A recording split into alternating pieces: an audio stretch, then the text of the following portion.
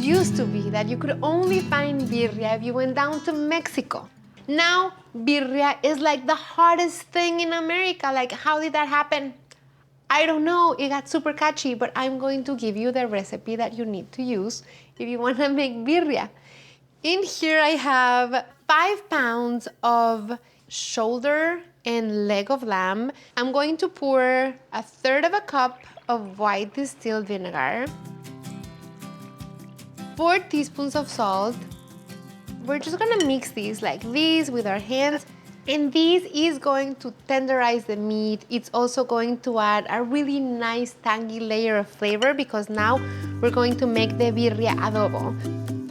We're using the ancho chile, which is like prune, chocolate-like tasting. It's a little bit sweet, not that spicy. I'm gonna start toasting my chiles. We're also going to use guajillo chile. And the flavor is really similar to the color. It's warm, it's rich, it's not spicy, it's a happy taste.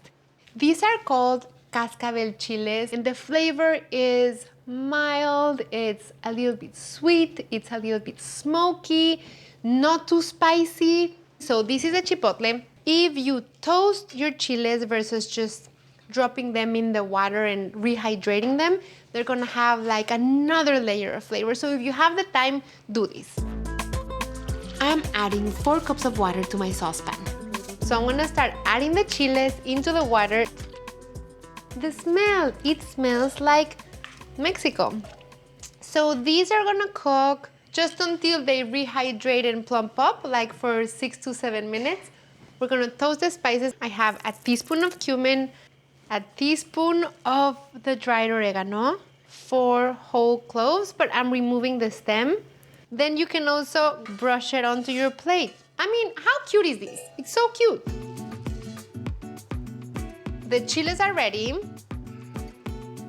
We're adding all of the cooking liquid.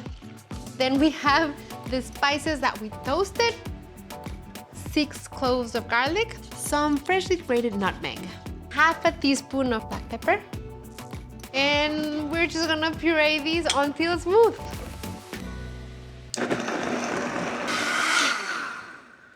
Once the marinade cools, we're gonna pour it over the meat, and the meat has to marinate in the refrigerator covered anywhere from 2 to 48 hours. The more it marinates, the better it will be.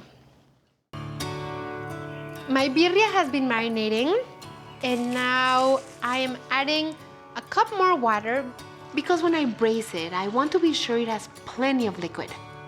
I have my oven at 375 and it's going to go in the oven for 2.5 to 3 hours until it's completely cooked and tender.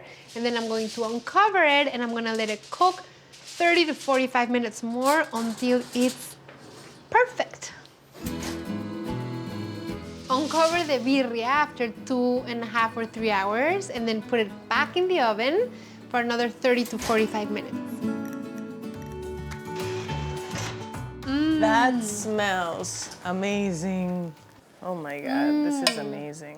Shredded. It's so, it just falls apart. Like I don't even have to like do anything. So, I mean, I grew up eating the birria in tacos. Yes. But now I know there's a thing here in the US for quesadillas with birria, and they call them either birriadilla, yeah, or quesabirria. Quesadilla. Yes. I don't know.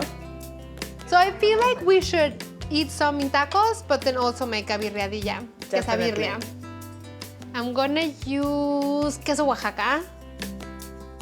I just overstuffed it so much.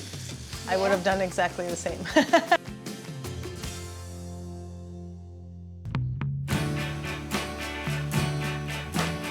I mean, Fanny, look at these.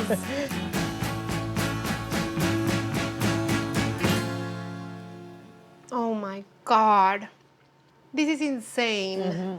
I have to say, this is pretty ridiculous because you get the birria to the extreme, that tatemado char from the comal and the chicharrón de queso. It's truly spectacular and I can see why it's become a thing. I feel like this is a good Hangover food. Exactly.